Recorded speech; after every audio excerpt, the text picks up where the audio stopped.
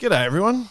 Barkarati is now brought to you by Disruptor Marine Marketing, using AI to help your marine business grow. And our friends at Radix Nutrition, the most technically comprehensive nutrition products ever to exist. Unlock your potential with Radix.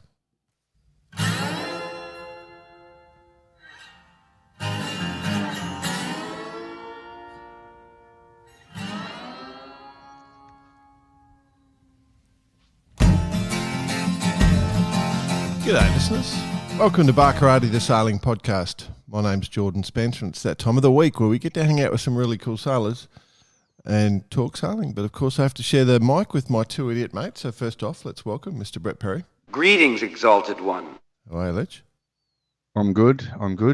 Actually, as of time of recording, enjoying an absolutely beautiful morning here in Sydney after a absolutely horrible rainy day yesterday. But hey, is what it is, and weather is an important thing right now, as we were discussing off air. So it's we're starting to focus on that, but it's pretty fickle. It's coming and going. It's pretty quick moving at the moment. Okay, very very sort of everything. You went all around the clock with that little statement, but that's cool. Let's bring in the other bloke. He had a voice that could make a wolverine purr. Fickle, this, that. So I'm going to go backwards in the clock. So the weather, you say, it rained in Sydney, unlike Adelaide, which is stinking hot. But good news is, boys, the algal bloom seems to be getting knocked on the head. Yeah, cool. Oh, So I'm very cautious of what I say there. Mm. Very cautious. Mm. But everything's looking back to normal. The Of course, sailing it's not back to normal, but which is cool. Raining in Sydney, BP, that's all good. very, very a beautiful. We needed morning to here give this the morning. boat. We needed to give the boat a wash. Yeah, well, after the fires last week, I can tell you that there was quite a sediment in the air, and the boats, all boats, were a little bit darkened off their usual white There we look. go. This has happened more than once at this time of year. Rectamundo.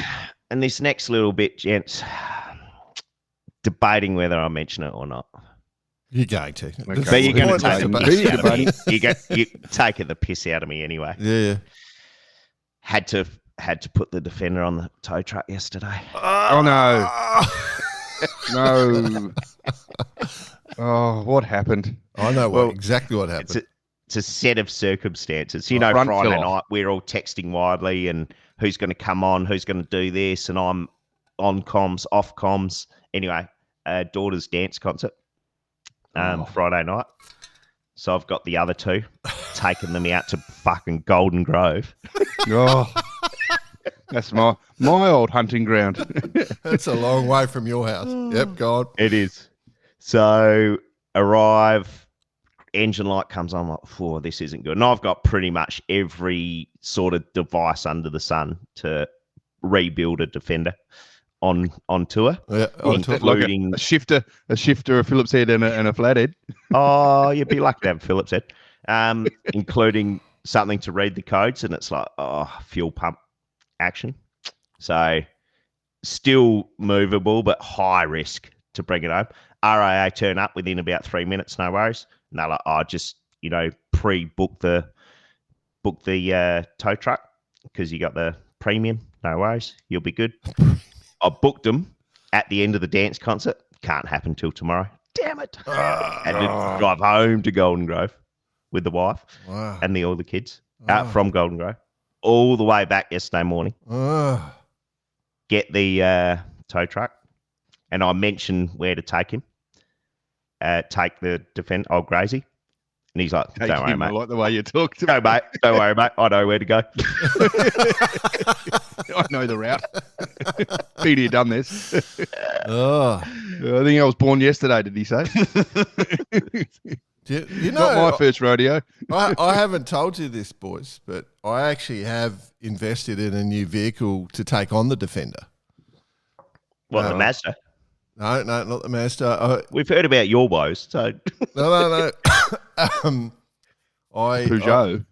my folks are getting quite old, so I couldn't keep the van. I wanted to have some back seats so I could drive the folks around. So I've invested in a different vehicle. And when I bought it, I did have the Defender front of mind. I am the proud owner of a all-wheel drive Kia Sportage, or as I like to call it, Age of Sport, a Kia Age of Sport, a Defender Challenger.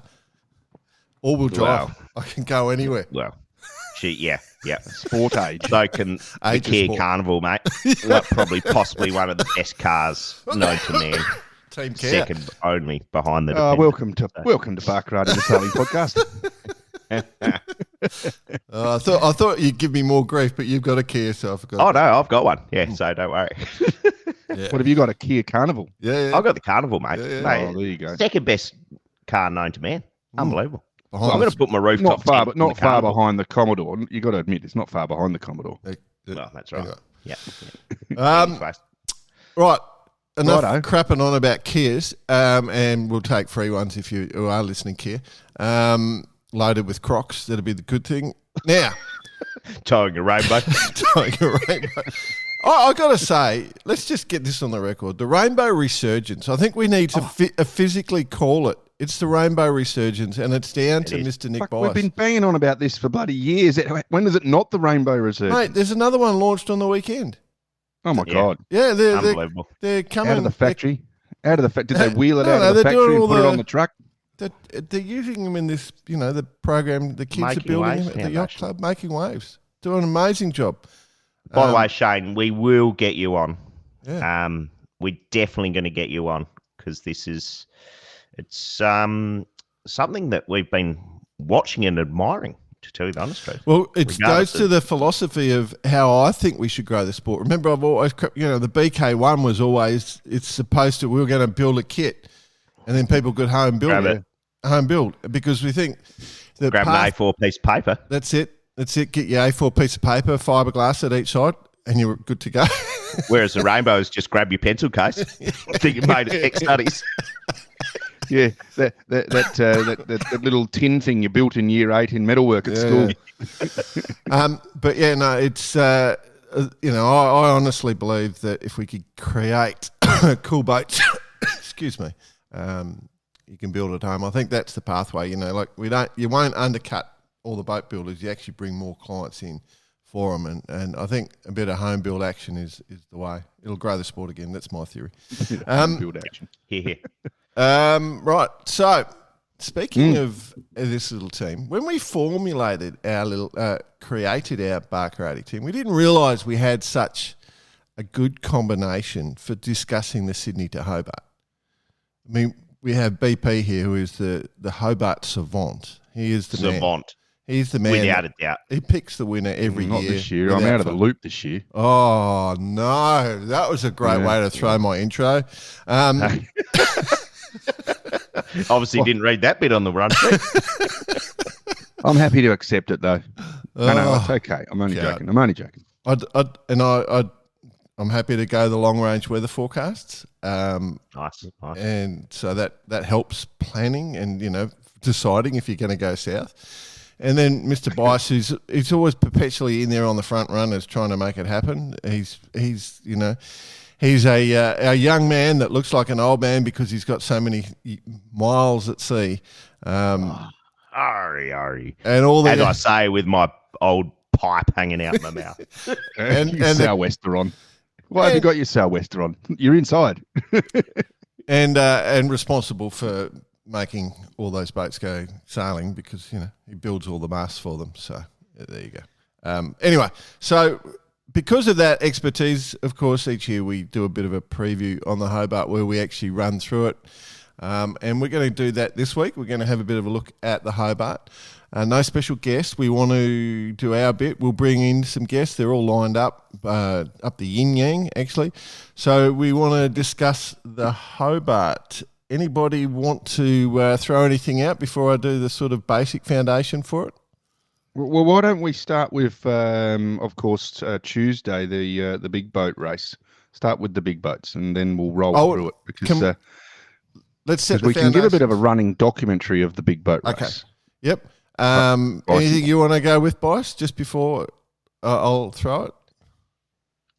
Oh, no. I think Build the Base, Yep. BP did a wonderful job on some of the He's running commentary. some of the footage. So just before we do that, I'll just highlight a couple of key facts. It's the 80th Sydney to Hobart, so it's Correct. it's a big one. As we record, this is Sunday, so 12 days till the race gets underway. 12 and a bit days, because it starts Boxing Day, right? It's a 1 p.m. start for those trying to work out when to tune in to watch the start. So the gun goes off and racing 1 p.m. It's about 130. Well, as of time of recording, 12 days, 6 hours, 49 minutes and 25 seconds, according to the countdown. website. Yep, 628 nautical miles down the east coast of Australia, across Bass Strait, up the Derwent into Tassie. And then you will find people passed out on the grass, led by, as they call it, the Brett Perry Memorial Park, sleeping park. They've actually put a park bench there. Yeah. Well, the bronze statue. Yeah. I can't wait till they have the BP Port Starboard trophy and to go with the Galatea barging trophy. All right, big That's a good boats. idea. Let's put that in the bucket. Big boats. yes. Tuesday, or you want to do the whole maxi thing? Big boats is the one you were out watching, so let's just go the big boats. Big boats maxis. I mean, look, obviously there's a big focus on it every year. We know there's 100 plus competitors in the race, and we do our best to follow the little fellas at the back, and that's what we love doing. Is we love giving them airtime. But it is a spectacle, and I've got to say, and Bicey, you'll agree here because I'm sure you're on the water as well. Those things when they're cruising past you, within a boat length away from you, they're just so majestic, aren't they? They just sort of look like they're going slow, but they're just absolutely cranking. Beautiful day on the harbour, and man, what a spot, what a sight! It was. It's going to be hard for anyone to say that big boat day, that day on the harbour, the amount of spectator craft and the quality of the fleet, that is hard to beat. That was. Any way you look at it. And by all means, don't get me wrong, this was the widest, richest man's sport you can ever imagine going on Tuesday. You've got Palm Beaches just flying around as in the powerboats. Yeah. You got a bunch of other really high-end powerboats cruising around, and all these maxis. And then us in a 1950 Halverson. It was beautiful. Exactly. But it just dominated the day, and just showed itself as the perfect lead into what's going to be a bloody fantastic. Well, I mean, we could paint the picture. I mean, it was a 10-knot northerly. I mean, it depends where you were on the course, BP. That top mark was my favourite moment in sailing. I was just enjoying. I'm going, I need to be on the boat. They're going to do it. I've got to get out there. I had to get some. Well, that's where I shine. Okay. So, well, as you know, in a 1950s Halverson, it's a bit like a Land Rover. You can't really get there really fast. Oh. So you kind of had to plan your trip, and so we did that. But to paint the picture, that beautiful day on the harbour, and it was stunning to see them all out there. Obviously, Comanche in the end took the chocolates, but no shame by anyone out there at all. Even the littler versions of the big boats, which we'll call them little, but no limit, and those guys, getting around the track beautifully. So Scallywag, of course, and then Grant Warrington and Wild Thing out there. Obviously, new crew, new whole heap of things going on there. Still a quick, showing pace at times, and so it's exciting for the lead up. Not forgetting, I think, what was like the little restart, like you mentioned at the top mark. Yep. Yeah. And then you could just see the little isms between the boats. Yep. So the Comanche, obviously, this big, powerful machine. The Law Connect just keeps plodding away, and they're going to be there just that's the word for it, isn't it? Knocking at the door. Knocking at the door. Scallywag, of course. Very quick. Very, very quick. In the sun. Time to shine at times. And that first work, Warro's had a fucking blinder off the start line and Absolutely. found his way up the Western Channel quite nicely. So, yeah, she's good stuff. It didn't look like a shitter at all, did it? It was going nice. I think that was one of the main comments, I believe, that we've definitely moved that away from the rule. But like I said to you, that was the boat that sort of just ooged past us, within literally touching distance, and it was pretty spectacular. So well done to all, I got to say. I actually thought the Comanche had when they got down to going downwind, they had a sort of, to me, their downwind reacher was much deeper. They had that. It was bigger. It definitely was. But it also was cut deeper, and so they were able to run lower. I think they went through a couple of different reaches. They had a few different ones pop up, but particularly, when they had to run deep, they could run deeper. There's a big structured luff thing I could work out, and it just looked flatter on the Law Connect. They were always sort of sailing sort of higher angles and stuff. So I thought that was pretty good. I thought the Law Connect, when they came around Shark Island at that last job into the finish, and they went high. Oh, yeah. And I was just going, maybe they're just trying to pick up some apparent to bring it down, but you could see the difference in the sail. It was making a big difference, but yeah. The URM, she looked good, didn't she? Yep. Real good. URM, that'll be, well, we'll talk about the favourites, but having clearly won the Maxi Championships in the lead up, they're going to be going into this race pretty confident. Oh, for sure. That thing, because when we look at the weather, it's going to bring some of those sorts of boats into play. So, the URM looked really, really on the game, which was cool because it's improved over the last few years, I thought, like the way it sailed and how that crew have got it going. So they had old Milky on doing tactics, I think, Jason Waterhouse. Well, plus, let's not forget, I think the term was coined by the great Lowell North back in the 60s, the engine above the deck. That's all I've got to say. Above the deck. You're a classic salesman, aren't you, boss? Hey? No way. Yeah. No. Well, the points are on the scoreboard. Is that it's all down to a new mast, is it? Points are on the board. Don't worry about it. It's a good point. Yeah. All right. So good lead up. It's getting the hype. For the okay, I do have to throw for everyone. One thing that I found confusing. Where was the Lucky? The Lucky? Yeah. Okay. This is the comms I've received. They are now in Sydney. Yep. They will be obviously on the starting line come Boxing Day. Probably you put the Lucky in the corner of the Comanches, the Celestial V7, Volvo 7, like as far as the big powerful boat. It's gonna go well if there's breeze. I did hear it's just a bit of a logistics bump in regards to where do you keep a boat like that draws however many 6 or 7 or whatever meters it is, and especially around this time of year.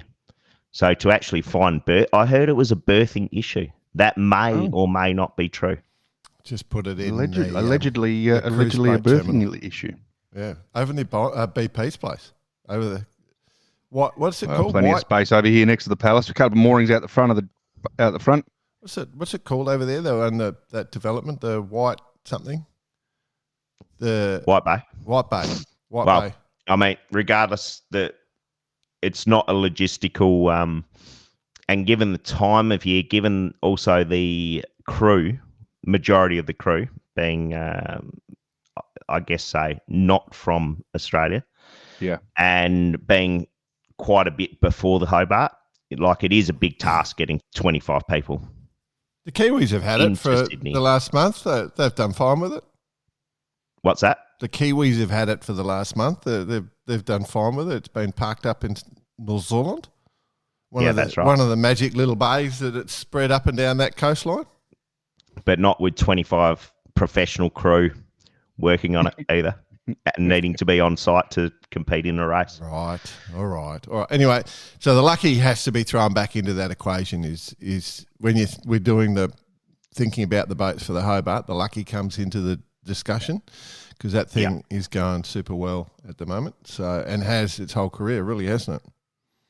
Oh, yeah. Well, One of the why don't we before we bounce into old the Rambler 88. potential IRC Tattersalls Cup potentials? Well, let's talk about line honours because ultimately we've got to jump to the weather for. We've got to jump to the weather for that. Ah, that's very clever. That's what I was thinking the same thing. We do have to talk about the weather. So, well, ultimately, as you said at the start of the show, that is your division. So why don't we open up that filing cabinet? Open up that filing cabinet and creak it out.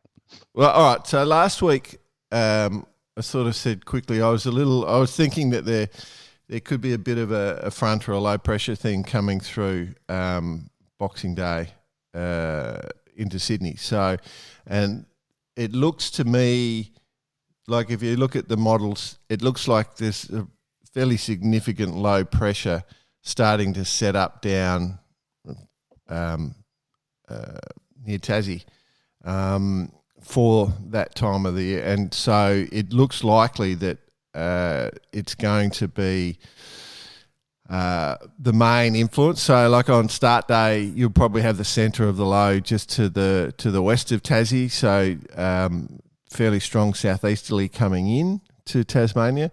There's a little bit of a timing differential when you go through some of the different models, but you'd want to move the race to the 22nd. Looking at this, wouldn't you? 23rd. You'd be you could head south pretty quick. But yeah, it so when I was looking at last week, it looked like we could get a northerly crossover start and then southerly coming.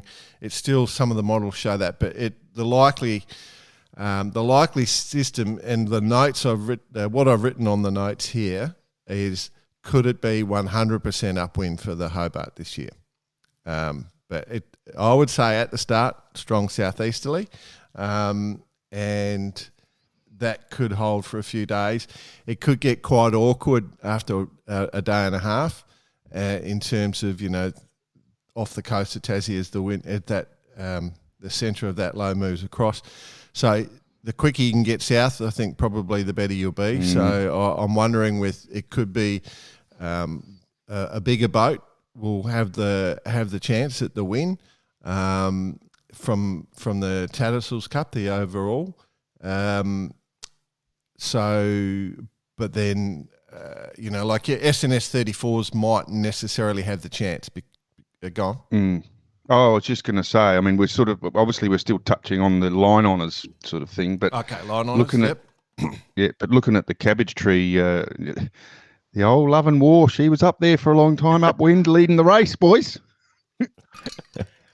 Exactly. So that was what I was thinking. Like when for the overall, I was going, well, there's some long kill boats that come into play here. 2006 when it won. It was the last race it won. 2006 it won, and that was, and we're a long way out still. But that was a upwind type of race. I think it was 2006. Yeah, and you never count the old girl out. Yeah, well, that's what I'm saying. So if that sort of system moves across and it gets a bit funky after a day and a half, then maybe some of the larger boats have more chance than some of the shorter boats. So it's still a bit vague. Obviously, confidence levels aren't 100%, but, well, I lie. Except for you. Yeah, I'll run at 100% confidence all the time. So I was going to say, Bicey, have you ever heard that in the same sentence? Jordan and 100% below 100% confidence. There might be an edit coming up. First edit ever in Barkarati history. Okay. So I think on the ratings for the first day and a half, some of those smaller boats will look good, but then when the weather system dicks them around, it'll go back to the bigger boats. So. Okay, so let's just say that it does come right, what you're saying, that we're going to get sort of on the snot, and depending on strength, obviously. Line honours, what are you thinking? He's unpacking his bag as we watch. He's hung his clothes up, hung his wet weather gear up. I've got flight issues. I can't get there. Straight to Lincoln for the Sharpies. Yeah, get some extra training in. No. Let's not get too carried away. Far out. No? Well, Right. So line on us. Is that what we're going? Yeah, let's just discuss it because ultimately that's that is an important facet of this Well, race. they're going to be powered up. Plenty of wind on. So Upwind though, if we're talking upwind. Yeah, I mean, it's hard to step away from the Comanche in any sort of powered up state. Of course, what we'd seen in times go by in the Derwent or whatever it might be, but that's kind of a race within the race itself. But for me, it's hard to go step away from them. And there wouldn't be many people disagreeing with that, I wouldn't think. No, I like that. I reckon the Lucky's going to do pretty bloody well too. How about your, I think I'm going to have to say with great confidence and lots of love and due respect, not a race for the wild thing.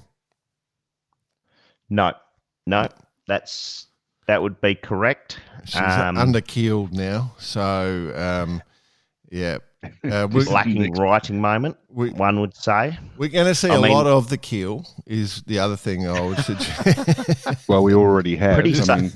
Pretty safe from the union, they say, the Sunfish Union, due to the keel just being out in the water. Yeah, good point. Well, then the canards come into play. Yeah. Okay, let's try another thing. So one of the things that we do know is the Reichel Pugh, because the Hobart's basically a windward lord, the Reichel Pugh design boats come into play. And one of those boats is a thing called, it used to be called Wild Arts 11. It's got big discussions. 9 line honours wins, including 4 consecutive ones, 2005 to 2008. So it shows you how old this boat is that we're talking about. A lot of the fleet is old when we look at the maxis. But now they've got, what have they got? They've got a bigger, longer canting keel. They've got new foils out the side. They've got a high-speed microwave. They've got a T-foil on the top of the mast. System, with the gear drying system. Yeah, I mean, every alteration that can be made to the vessel. Kids, if you're at home and trying to understand what the what's called the Palm Beach 11 looks like now, you need to go into your kitchen cupboard and pull out a grater, a cheese grater, and with all the little holes it's got in it, and that's what the Palm Beach 11. I was going to go into your old man's sock drawer, grab out the Swiss Army knife, open up about 18 things. Yeah. Which, I mean, in fairness, it's probably had that mantle since about 2010 when the Daggerboards first went in the boat. Yep. So, and she's bounced around between different designers, different iterations. Yes, it's predominantly a Reichel Pugh. 1K has done these particular mods, the latest. So the word on the street is the work itself is 24/7 at the moment. Obviously, and we know we've been around yachting for a long time.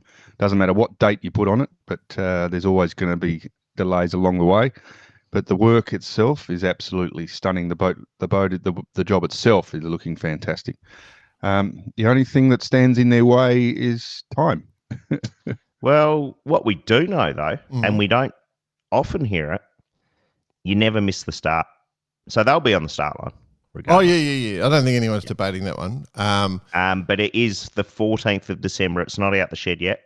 Well, I don't know, BP, anywhere. No, it's not. No. Slid out the shed yet. So it definitely can't be far away. I mean, the rumour is this week it will be done. But that definition of done is quite loose at this stage. I guess the biggest thing is I wonder the qualifier, whether you can go, they could go out on Sydney Harbour on Christmas Day, have lunch on board, continue on, do a 24-hour, do a qualifier, and then just port tack it on the start line. Port tack the fleet. Get over to the. Oh, look, it's. I mean, you got to take your hats off to the team building. I mean, this is the key. Rumor has it that Chris Corman and the team, and whoever else is there is basically living at the place. It's a 24/7 project and has been for the last couple of months. And so these guys haven't gone home. I can't wait to see the finished job, obviously, and I don't think the world can either wait, because it's going to change some sort of thoughts of foils being allowed into the race. Obviously, that's a big thing. We questioned this a couple of years ago. Are we going to see an Amoka 60? Are we going to see foiling boats in this race? Blah, blah, blah. Progression, and it starts at the top because it does trickle down. So are we going to see more foils in the future? Well, the joy of the foils that they're putting in is that they are not really that effective for going upwind. It's to compensate for the lack of power reaching. So they're trying to take on the Comanche and give them that extra reaching power. That's my argument. I don't know if I assume I'm right. 100% confidence all the time. And you as the listener should assume. So yeah, I wonder if we're going to see those foils come into play on the reach, but how much reaching are we going to see? So and the start line, could they have been built for a completely different reason, just to take out other boats? What I'm interested in, and we'll move on shortly after this, but the renderings that we initially saw of the boat, they were very aggressive sea foils, or however you want to refer to the foil. What I did see though in the launch video, or they had that show at Woolwich, the foil coming out looked pretty straight. Definitely not as much shape in it than I thought. Yeah, they're not compared to the original renderings that we saw. So be interesting to see whether that's true or not, or whether my eyes were deceiving me. And that can easily happen. I'll 100% admit. Well, the other thing is, obviously, with the way Richo tends to start, which is down the leeward end, Nico likes a good leeward end start too. So I'll be interested if the Law Connect gets in there. There's a bit of appendage action that it needs to be considered, and it'd be pretty funny if you forget that you got the appendage out the side and hook up the leeward mark. That would be that could be interesting. But yeah, it's going to be something that happens regularly, Jordan, or. No. I'm just thinking how much space they're going to need on that start line, and there's not much space with the big boats. So, and there'll be 5 big boats, 6 big boats. Celestial come bombing in. You know that there's some heat coming. And there's always a whisper or a no limit or someone there who's got luffing rights. Yep, that's exactly right. Luffing rights. It's the greatest rule in the world. Luffing rights. Dear. And then obviously at a start, no room at a start, so no mark room at a start. So yeah, big times. Good fun. Oh, can't wait. Imagine the spectator crowd. Now I had the privilege of starting a race in 2004, going back, and I got to remember driving that boat across the harbour and then getting to the line of spectators, and you're saying to yourself, we've got to tackle you soon, boys. Everyone ready. Tell you what, you get close to that bloody spectator group. I remember one guy in a kayak decided to poke his nose out in front of a 43-ton in front of a 43-ton BT67. And I didn't think he had much of a chance there for a bit, but I did look behind me after we completed the tack, and he was still there. So, but the point wasn't microplastics on the bottom of the ocean. Tell you what, it was bloody close. I remember the colour of it. I think it was yellow. But going in there with those pendators out the side as well, you're going to have to think about that. Yeah, she's going to be full on. It's going to be a great start to watch. A few forestays cut off and a couple of masts fall over. Especially, I mean, look, let's think about it. If the weather forecast that I've provided is right, and we got strong southeaster, like that start line, it's just going to be boats smoking like the old Comanche doing. That's the thing, isn't it? There is not, and for the listeners and for the people who haven't actually witnessed this start, if you do have anything in your life you want to experience, is getting out there and seeing it. There is not much room. Well, and especially at that pace. Well, if the old Palm Beach 11 Falls work, first time out, she could be up and half. Just imagine, It'll be like your first time on a moth. Going above the spectator boats. Yeah. Oh, it'd be insane. Yeah, mate, what a absolutely sight. insane. I can't wait. I Yeah. can't wait. Yeah. So, you're like, We So kind of let's- still haven't answered the question. what? Who's Other gonna, than we sort of Comanche. have sort of whispered on Comanche's we've whispered flying on on us. Comanche. Yeah, Comanche for line on us. Yeah, unless Okay, something well, breaks. let's put a full stop behind Yeah, that. full stop. Yeah.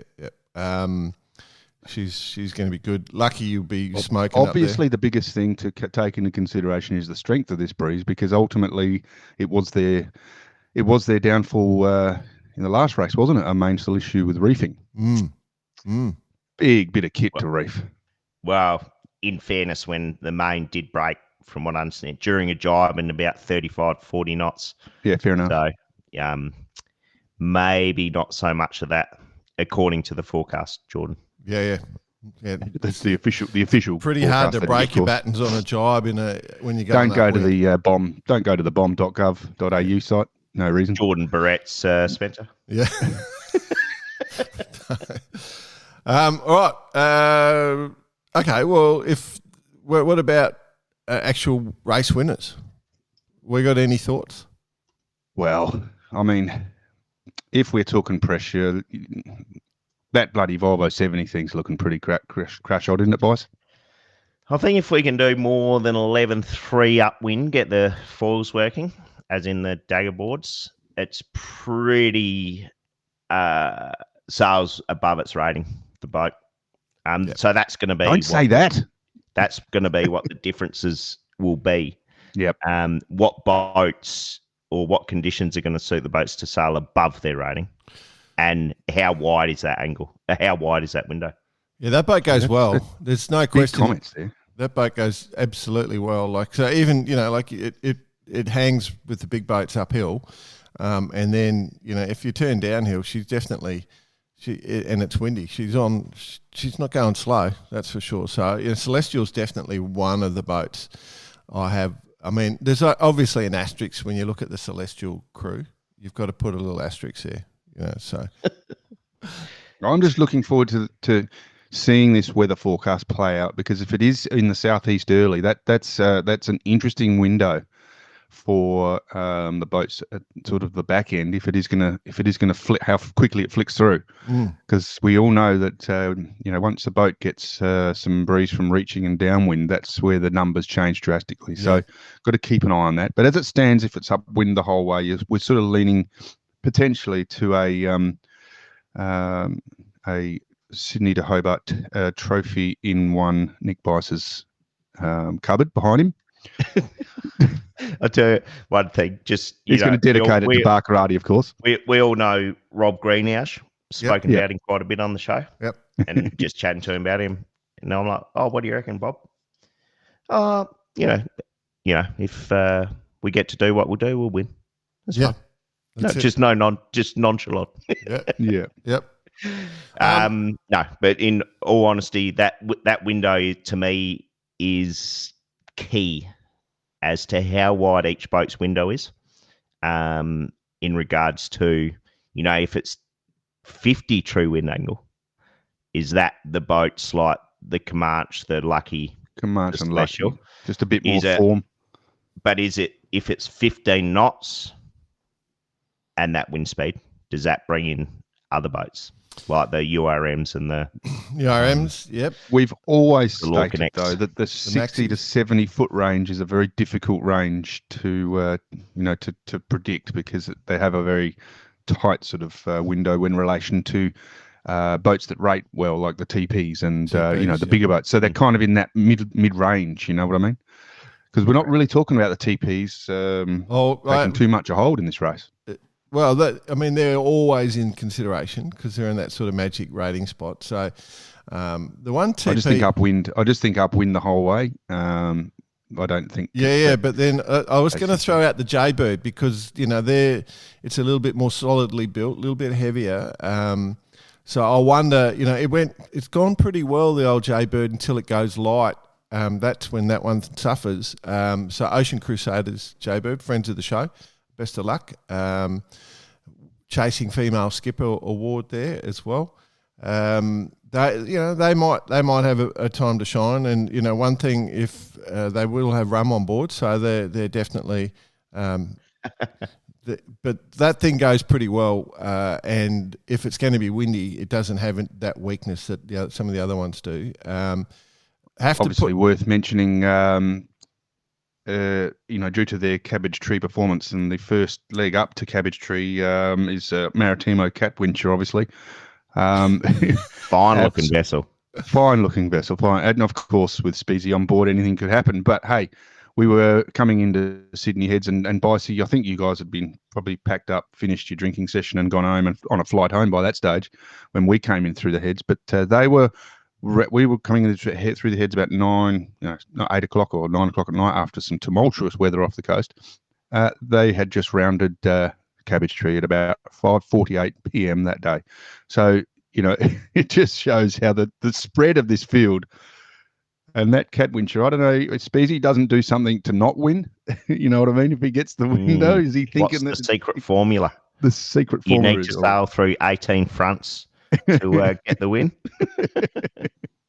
Yes. All right. So what about? So we know some of the SNSs are going to be up there on rating at the start. The long kill boats, so they have to come into consideration. What else have we got out there? What about Zars? Zars' little boat. Penny, the No Limit, all those boats in that 60 to 70-foot range, URM, which are going to be all together. They're going to be battling each other. We got the Class 40 that's gone around the world. I just wanted to highlight that First Light's out there. That's all. Be nice. Yep, of course. Who else? And then not forgetting the 52s, which if you look across the winners over time, 52s do feature prominently. We got the Callisto team. Yeah. Of course. In a pack 52. Sister ship basically to the Warrior 1 or the final now. You got the Smuggler been sailing exceptionally well the last couple of years. Ambition. There's bound to be a couple more that I don't have on the top of my head right now. Got any Cooks and 50s in the fleet? Trouble and Strife. Trouble and Strife. Trouble and Strife. The Trouble and Strife's in there at Cooks and 50. I was just looking at it then when you said it, Jay. So great minds. But a Cooks and 50. Now there's another one. I'm not sure if it's a canting one though. I have to. That's what I was looking for. If it was the canting ones, because they can go pretty quick. It's a shame. Like my favourite type of boats, the little GP42 things. Those sort of. Well, we got. We got Sean on the back Sean Langman. Yep. Yeah, those things Ambition. Back to black. I think they're suited to more of a downhill show. It's going to be hard work. There was a bit of a post during the week from Sean saying they're in the shed fixing up some bits and pieces and they were waterproofing. Yeah. Yeah. Good luck. Good luck. What? You know that hatch thing that you go up and down in? Yeah, just seal her up now. Close that shut. Yeah. I do have to ask you, boys, which boat would you not want to be on? And with a GP42. No question. It's just a flat board of a thing on top, and it's you're getting wet. Hard work. You're getting so and wet. Down below is not much room down there, and it's hard work. But hey, who knows? We got a couple of funky, the old. We got a couple of funky things. The matte designs, the matte 1245. So I think White Noise is in there, and then we've got the old Scarlet Runner. So they're a couple of funky looking things. That what's the Scarlet? She's a car keek. What about the one of the most beautiful boats in the fleet, the Oraton Drumfire with a good friend of the show, Mud Crab, on board. If it's upwind the whole way, they'll be in there. Yeah, with Mud Crab on B Max, that thing could be flying. Well, did catch up with him last week, and I tell you what. Plus, it also depends what side the oven's on with the roast cooking. Well, they have to tack to make sure they get it cooked on all sides. I heard a rumor they'd smuggled a smoker on board, boys. Absolutely. The Komodo Joe. It's attacking Komodo Joe. All right, briskets all round. So we've named every boat in the fleet now. So who is going to win Tattersall's, the real winner of the race? Whoa. This is your time to shine, BP, and your confidence level Well, is I've already low. said it. I mean, I've already said it, and I do sort of match the test rig's sort of words on this one. Yeah. If we do it right, we'll win. Yeah. I mean, the attitude is if you do it right, everyone will win. But I definitely don't see any double-handeds at this stage threatening. I mean, that's going to be a tough race for them. Yeah. Too hard. But it's still going to be an interesting competition in itself. So, but we'll keep an eye on that one very closely. So you're going Celestial. I'm going Celestial, but I'm gonna tick a little bit of Love and War to be sort of like prevalent in the results going down. We will be mentioning her a lot during the race. Yeah. No, I'm Can on I board. say that? Yeah. I think Celestial's probably the principal favourite going in. I think URM could go. And of course, well. this is for internationals, and this is the Tattersall's Cup. This is IRC overall. Yep. Kind of gets forgotten a little bit in the mainstream media the after winner the of the line race. honours. So I want to make sure people understand what we're talking about here. And Boss, I love the fact it's 14th of December and it's just clear in our mind. It's a full slog upwind. Yeah, it's the Hobart. well, that's right. Yeah. So we do have to say that things can change. Absolutely. Which is what I said earlier. If you're saying it's sou'easter, it could flick very easily and be a beautiful summer's run down the coast. Exactly. 100% confidence, obviously, with 23% of the time. Well, I haven't said that for a while. Yeah, I know. It was an opportunity. So, yeah, no, look, we're speaking with 100% confidence, but I'm still on Celestial. So who are you going to back in then, Bob? Appreciate it, boys. Well, clearly I'm not allowed to bet, and I just was having a look online. The betting's not open yet, just to check the odds, but we'll have a look at that next week. They've been waiting for our forecast. I've had so many calls from all the betting agencies. What's BP think? What's BP think? Yeah, they'll be listening in. I think the markets could be opening tomorrow. Yeah, exactly. Well, I think we've just forced the markets as open, soon as haven't we? this goes to air.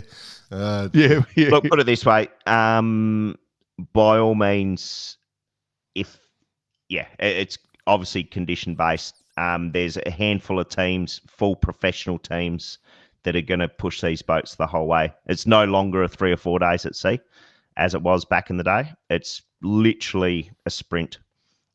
So whilst it is a sprint, you still got to manage your people, so you can deal with that last little 50 odd miles, depending on what that may be, which obviously includes Storm Bay and the Derwent. So there's a handful for sure. I'm going to hold my predictions till I stand a bit further. Oh, but put it this way, we're not good. going just to be a number on the Celestial.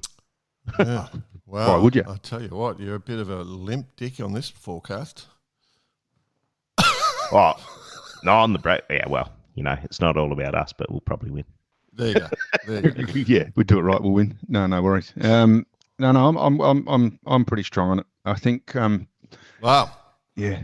You know, Like you said, Bicey, it's still 12 days out or whatever it is, 13, 14 days out or whatever it is. we haven't. We know that we always say we bat on about it every year. Oh, it's still a long way away. Nothing really is until the next day. Called it.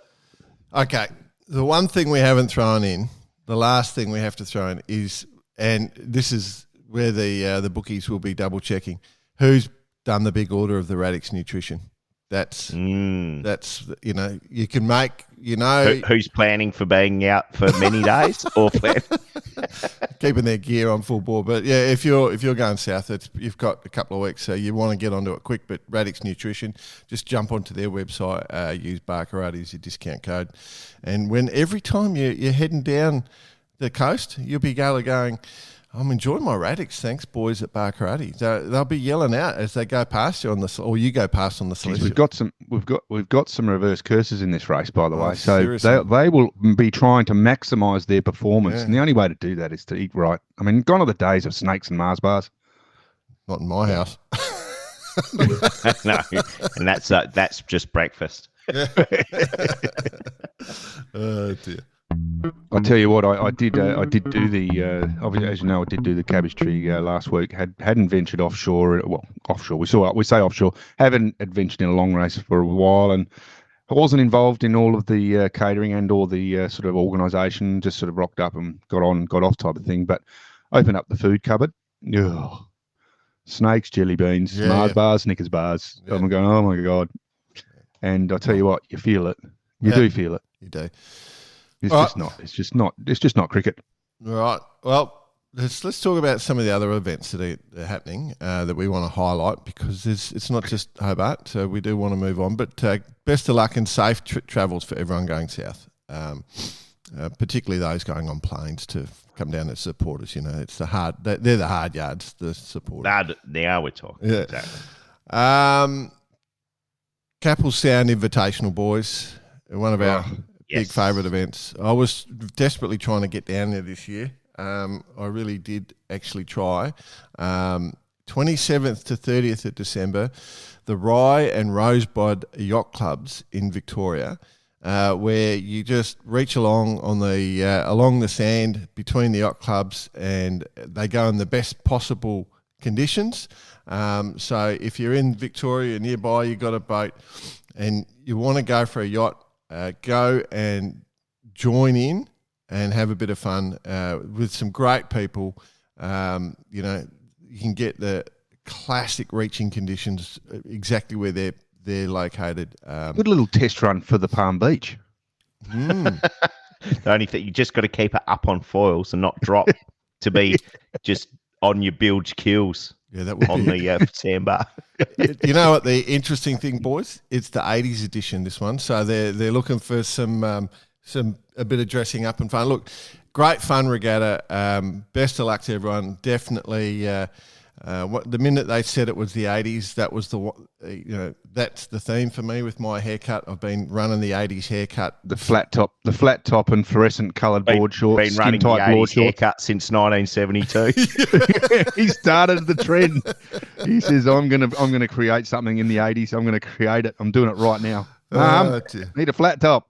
Then the other one that we should mention is the race the Kiwis have got. One of their big offshore races that they've named after us, the Three Kings offshore race. You boys across this one? Oh, I like it. The Three Kings. So anyway, I just wanted to highlight the entries have opened up for that one. So our friends at Live Sail Die have put the big notification out about that. So I've grabbed that from Live Sail Die, 500 nautical mile ocean test. It's a Cat 2 race. What else? Gets underway 11 o'clock on Thursday, 16th of April, right in front of the Royal New Zealand Yacht Squadron. So if you're based around Auckland, but yeah, big offshore race. So if are you keen to be in New Zealand and get your vowels mixed up, then it's time to think about that race. So jump on board for that one. Any contributions on that little statement? Yeah, we've been summoned also by our mate Rob Cumine. I don't know if you've seen this email. Oh yeah. In regards to the Lornie to Hobart yacht race. Yep. Launceston to Hobart. Yep. So 27th that's of December, 285-mile classic. Well, he starts off is why the greatest sailing podcast should mention the L2H yacht race. So he's put it out there for us to mention it. So Rob, we're mentioning it. Good luck to everyone competing in that race. Oh yeah, particularly young 88 sailors, which Rob will be on.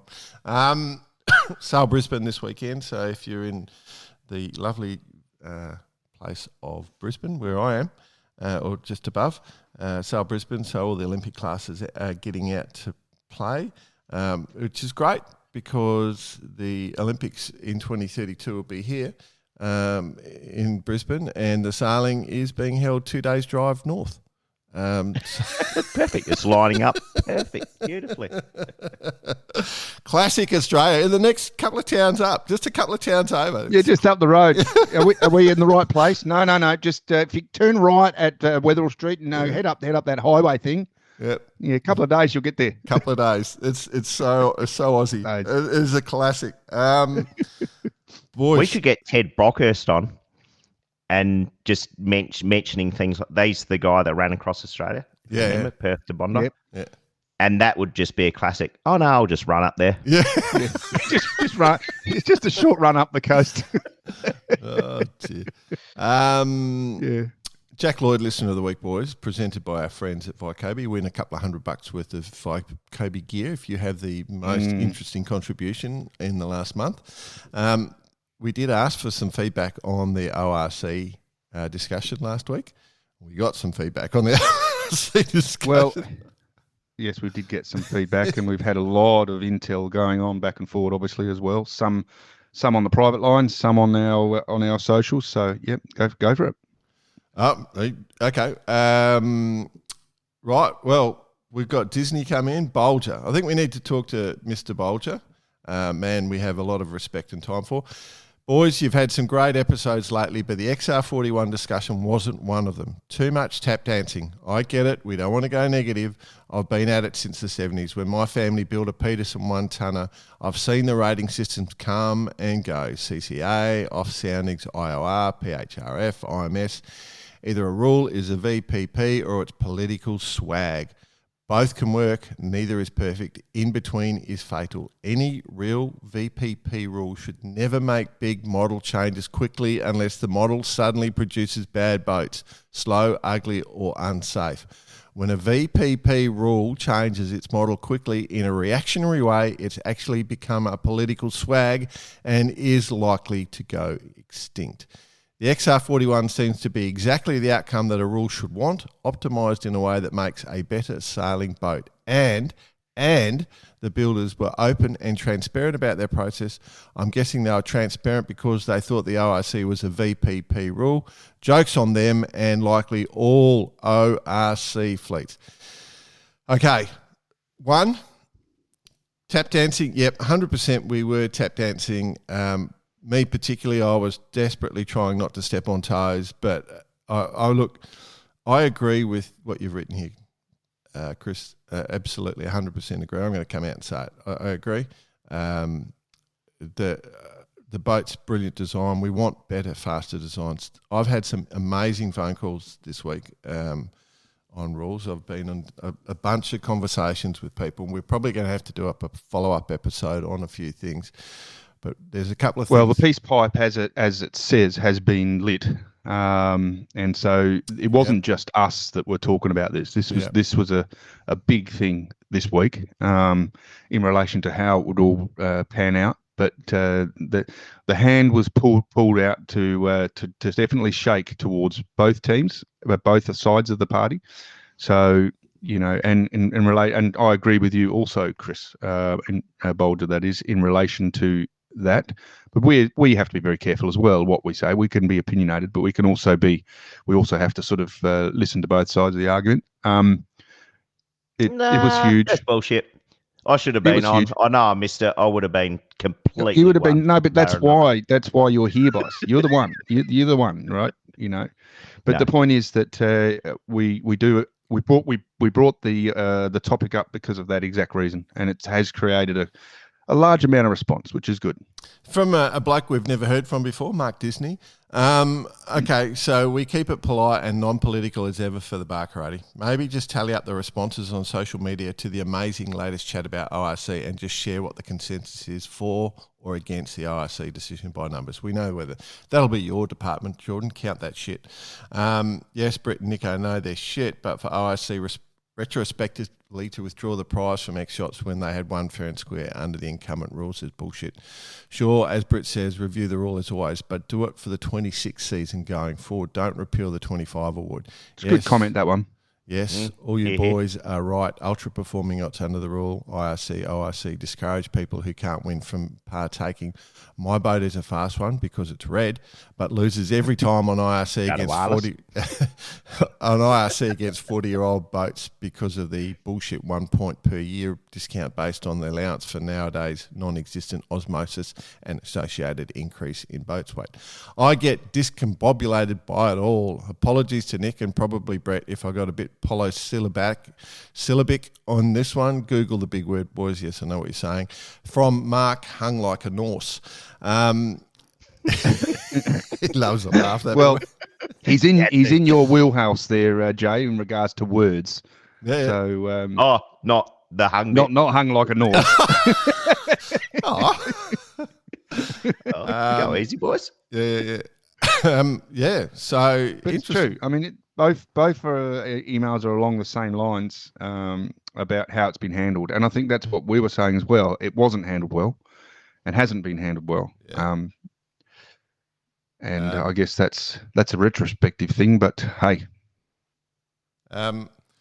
it's pretty interesting. So there's a lot more that have come through. There's a heap, but we'll just leave it at that. I think from discussion, they were two of the best. So I think they were the ones giving the basic response by the general public. The next level is all the other conversations that have had of all the things that could lead from it, and in fact, some people have come through with some really interesting ideas on how to do it better. And so we'll follow up with that. We'll come back to that. But, yeah, thank you very much for listening, providing those. So speaking of listeners, gents, given it's that time of year, Spotify starts sending like who listens to what, and what that looks like. Shout out to Mark Thomas, Barkarati, #1 listened to podcast. Yeah. Good old R0, as I like to refer to him. Yeah. Okay. Yeah. Very cool, Mark. All right, moving forward.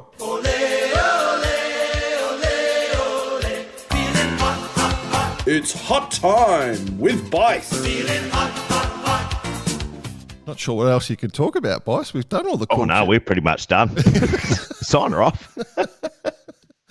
Well, we had the Maxi Champion, not only just the big boat race, but also the wrap-up of the Maxi Boat Championship, which URM took out quite convincingly, which consists of, let me try and remember off the top of my head, Bird Island, Tollgate, Cabbage Tree, and to be wrapped up with the big boat stuff.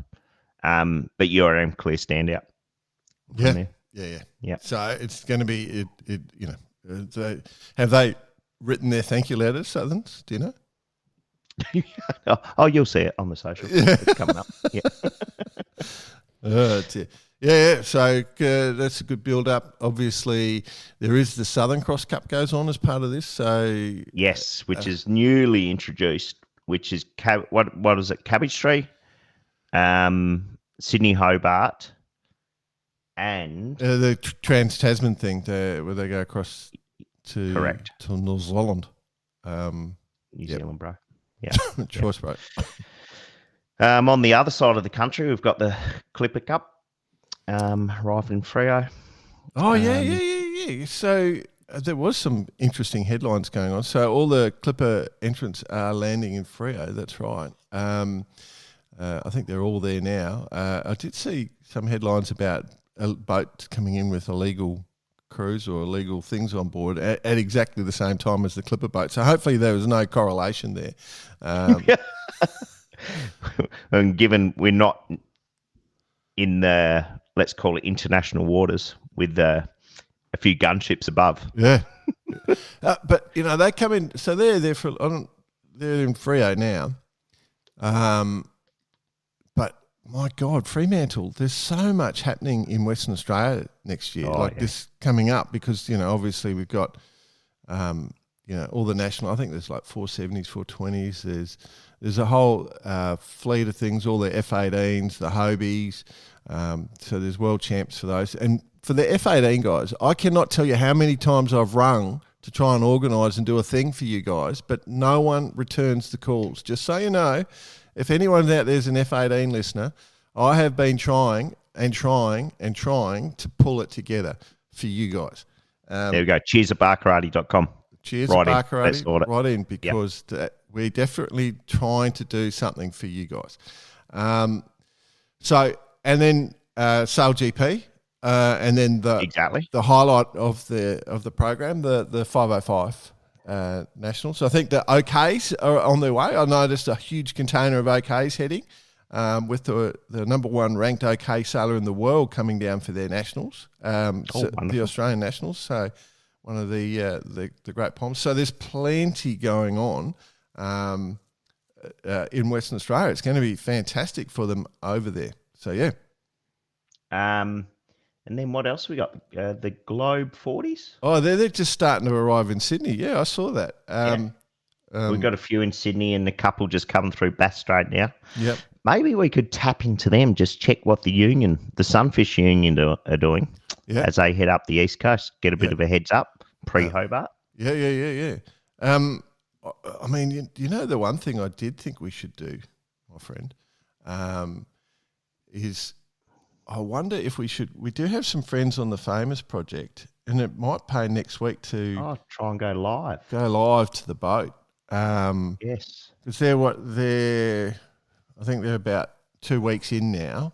And so I wouldn't mind trying to go live to the boat. We should send a little bit of a note. We could reach out to Dee just to Dee or Stacey, one of those. Yeah. They're a little behind. So they're lining up.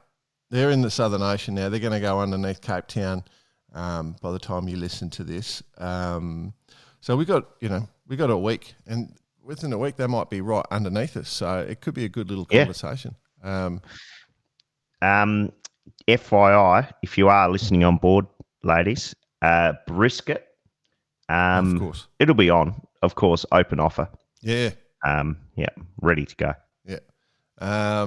So they probably won't do too much for your record attempts. Yeah. But nevertheless, it's probably worth stopping. What else you got, boss?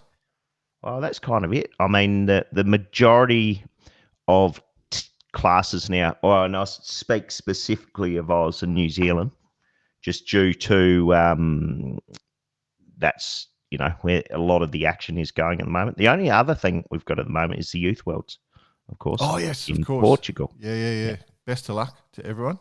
Best of luck to everyone. We don't have any results as yet. No. At time of listen, I think they would have done maybe the first race, but we'll be able to report back on that. But majority of classes shutting down, or this is their last weekend of any yachting before they're heading off to their respective national titles. So good luck to all. Yeah, good luck to all, absolutely. And every road-bearing trailer out there, all the trailer servicing companies that fix road bearings up, big time ahead for you. I do laugh only, and the prep for the Sharpie campaign has been impeccable. We honestly don't even have a trailer yet. There's a fair chance we might be towing the Sharpie with the Rover, the 45-foot powerboat. I did speak to another bloke during the week. I was chatting to one Mr. Sandy Higgins, 505 world champion, current world champion, and he's got a boat together, him and Marshy, with Pete Woolman in the middle. Oh, nice. And they're going to come in with maybe slightly less training than you, mate. Do they get Wenty's boat? I don't know whether they've got somebody's boat, but Sandy said, I said, what are you doing? He said, I'm going to do the Sharpies. And I said, oh, right. Oh, can you bring spare spinning car lid? And I need a spray top. Thanks. Vycobi. I was just going to say, how many Vycobi tops you got, mate? I've got quite a few, but spaced globally. Ah, of course. Actually, I might try and catch up with our friend Patrick this week. I think he was in Fiji last I heard. Yeah, he was up until maybe today or tomorrow. Yeah. So, cool. All right. Well, much love to our friend Pat, and to everyone heading off to regattas and having fun. Make sure it's an exciting time, especially the young Kittigans. All the it might be your first nationals. It might be you're getting to the end of the youth classes. But what a time of your life. Well, speaking of that, your nephew and niece, hey, how good were they? Yeah. Yeah. With I think state champion. State champion. Yeah. Under 11. State champion. There'll be a bit of a Christmas show today. There'll be plenty of yachting talk, of course. Yeah. And one Mr. James Patterson, your brother-in-law, has entered the Contender Nationals. I just had a look on the entry list. Contender? He has. Well, unless there's another James Patterson out there. I have not heard of this. Have you not? This is going to be a good discussion. I think James bought a Contender about 2 months ago. Unless it's another James Patterson. You know who he's married to, right? Yeah. He's not buying a Contender. Okay, well. Unless the Howard effect has rubbed off onto him, which basically, or the style of 100% deposit, no refunds. Well, all right. Let me say this. I know for a fact that James Patterson bought a Contender a few months ago and has entered into the national championships. James Patterson is the entries is about 20 entries I looked through the other day, and James Patterson is on there. I think they're in Lake Macquarie, South Lake Macquarie or something like that is where they're competing. I can't remember for sure, because the World Championships in sunny old Adelaide in a year's time, a Contender World Champs, which at Brighton and Seacliff Yacht Club, which is one of the great places to sail. So all the overseas Contender sailors listening to this, don't even doubt it. Just get on the plane. Make sure you ship your boat as well, and come, because it'll be unreal. There's no thing makes me more happy than sailing off at Brighton Seacliff. It is such a great place. Nice. Well, actually, maybe over the other side, just Port Vincent. Vincent. Port Vincent, exactly. But yeah. So well, there you go. Interesting conversation for you. Yeah, I'll check in that.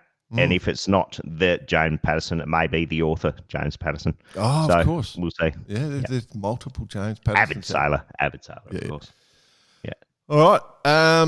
Okay, so go to Vycobi for all your cool gear before you head off, and check in with Radix Nutrition if you need some food and nutrition to get at your peak performance. So Barkarati is your discount code. Of course, the other thing we do have to mention is if you are in a marine business and you're looking to be successful, and this is a time where you're going to have less bodies on hand, then our relationship with Disruptor Marine Marketing, if you go to Disruptor, DISRUPTA, marinemarketing.com.au, you can get the buy spot on board, where you'll miss no opportunities, because you'll have 24/7 service from our AI receptionist, the buy spot as we call it, and never miss an inquiry again. So you can try a free demo, and if they don't double your leads in 60 days, then you get all your money back. So it's a no-brainer. And Bicey. I almost forgot to mention it. We did some solid hunting in the Chinese sweatshops. Yeah. And we've got them. We've got the VB leisure suits for the VB Express tour, of course. So not only have we got the leisure suits, we got the terry toweling, we got the thongs, we got the croc gibbets, and, of course, VB cologne.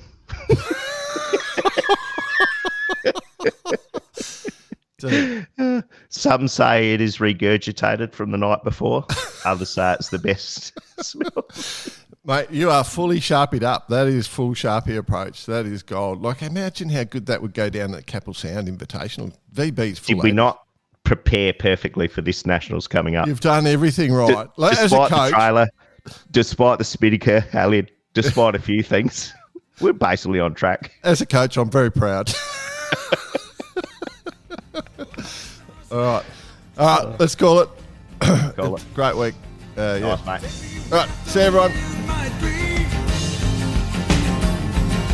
feel like I've done this bit already. There's always a few things to forget.